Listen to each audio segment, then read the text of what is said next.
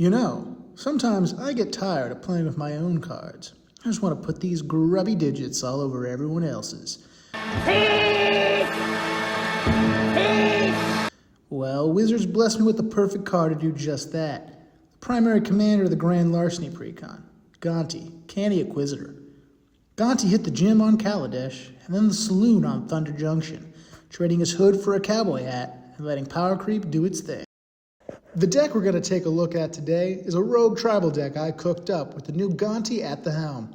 This is basically just my take on upgrading the Precon, although very little of that Precon is left. From scratch, this deck will set you back about 100 tickies. The Precon is $30 and has a couple cards that are hard to find as singles, like the commander himself and this card, Orochi Soul Reaver. But it's not impossible, and if you can, you'll save money buying the singles rather than the deck itself. Although there are some cool cards in that Precon for your collection that you can put into other decks. Now, you're going to see I have a pretty hefty list of non-basic lands, which can always be swapped out for basics at the cost of a less consistent land base. But, of course, there are plenty of other cheaper non-basic options, so you aren't sacrificing as much consistency. Things like the Pain lands, Scry lands, or even new Surveil lands.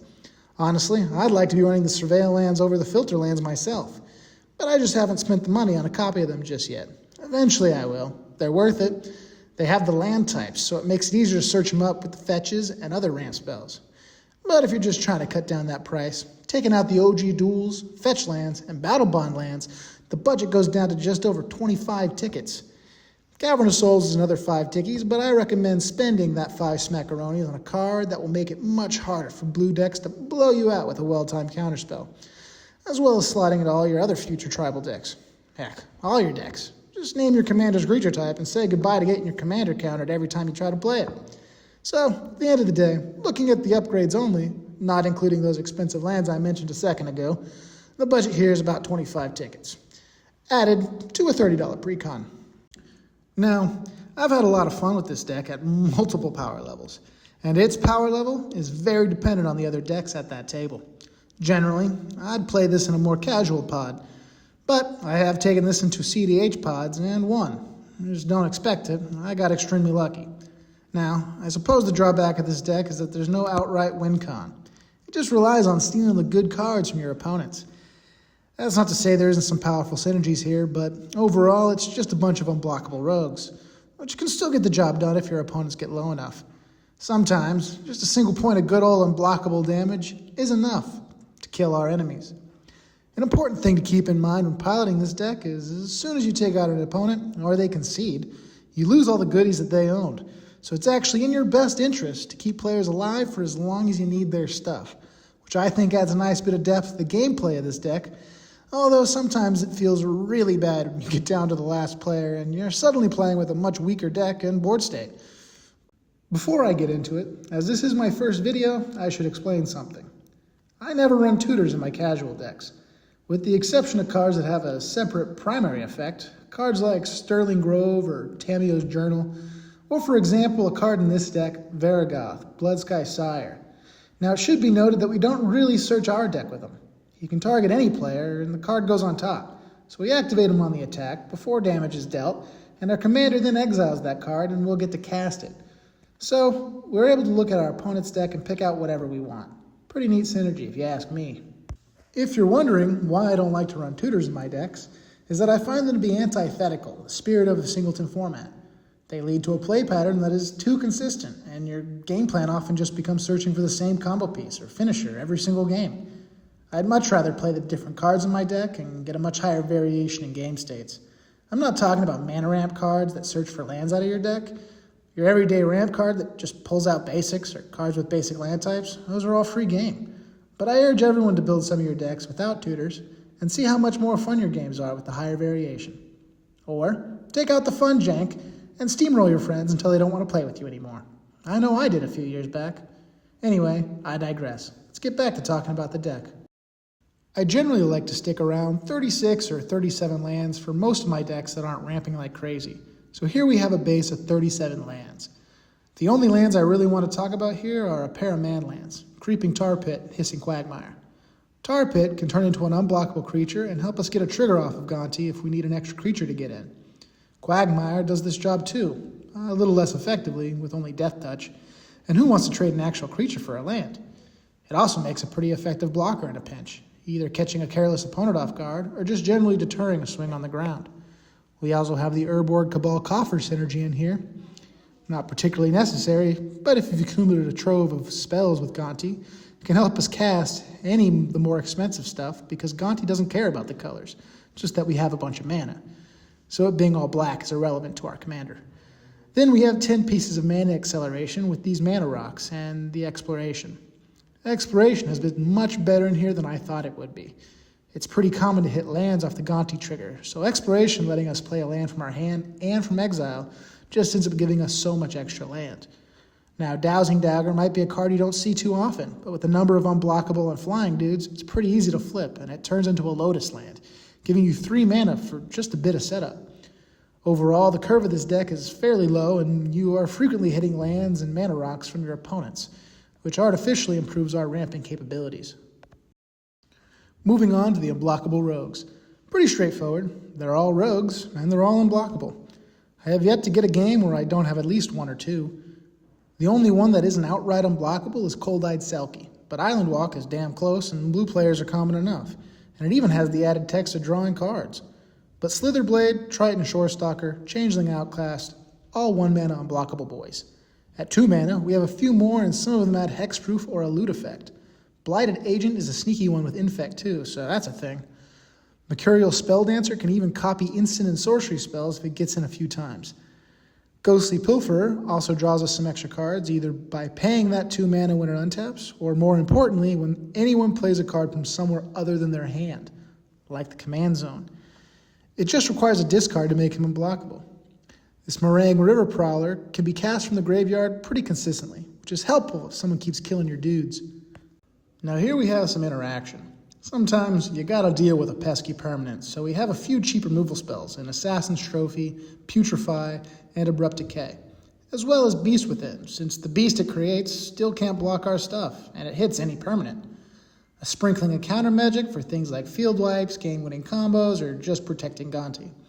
And of course, Cyclonic Rift. Blue is in our colors, so it's basically an auto-include. Don't think I have to sit here and explain how good Rift is. Again, you are likely to hit a bit of interaction with Gonti's ability, but it's always a good idea to have some of your own. Our next section is Protection. Protecting Gonti is top priority, otherwise we just have a bunch of little rogues that generally don't do all that much on their own. So we got Lightning Greaves and Swiftfoot Boots, of course. Heroic Intervention is one of those cards where if you're in green, you should be running it. It's that good. Steely Resolve is a cool card you might not know about. Great for tribal decks. Name rogues and all the creatures in the deck, save 1, have Shroud. At 2 mana, pretty nuts. Asceticism, 5 mana, hexproof for the team, and the ability to save a creature or 2 from a field wipe, as long as that field wipe doesn't exile.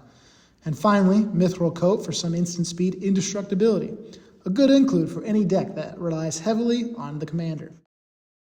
This next clump of creatures are rogues that aren't unblockable, but have effects that I feel warrant including.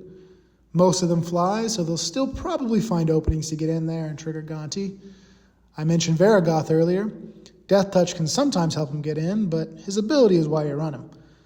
We got the alternative commander from the precon in here, Felix 5 Boots. He's here to double our Gonti triggers, even though he is one of the clunkier cards, but when he sticks around for even 1 combat, you'll feel it. Rankle, Master of Prankles, a flying rogue that can get in as soon as he hits the board.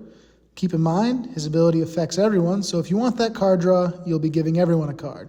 Want your opponents to sacrifice or discard? You will too. Another card that stuck around from the precon, Orochi Soul Reaver, has a pretty solid effect and is deceptively costed.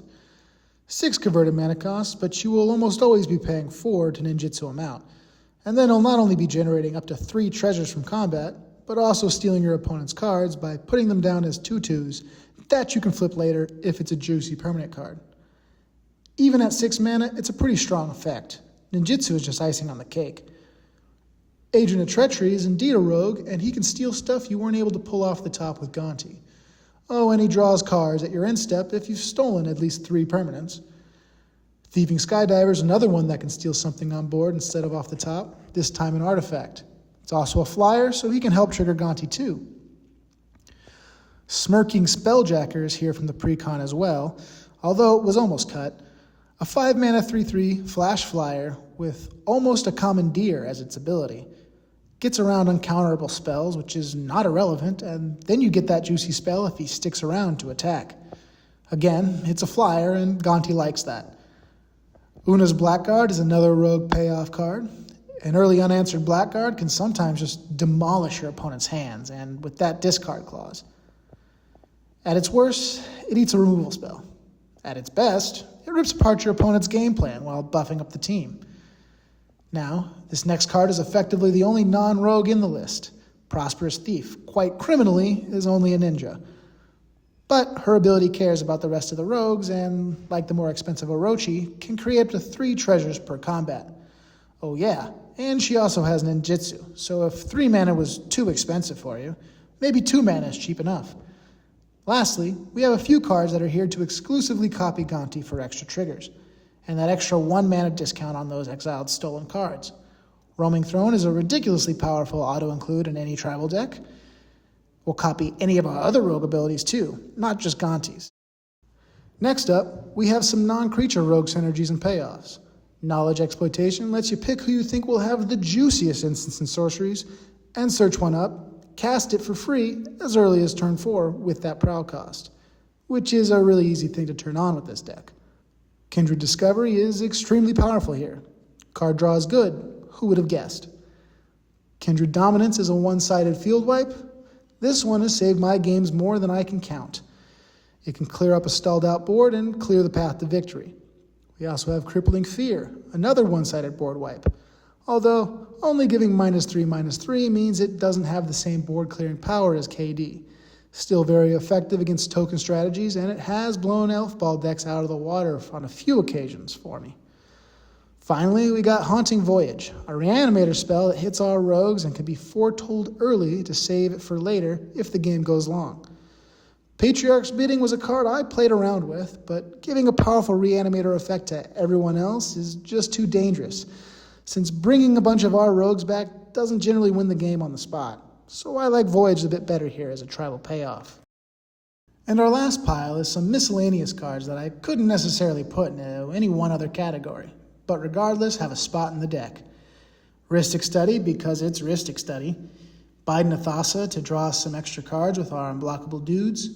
Bitter Blossom pumps out flying rogues, and the earlier you get it out, the better. A turn 2 Bitter Blossom, like it does in many other decks, sets you up for success.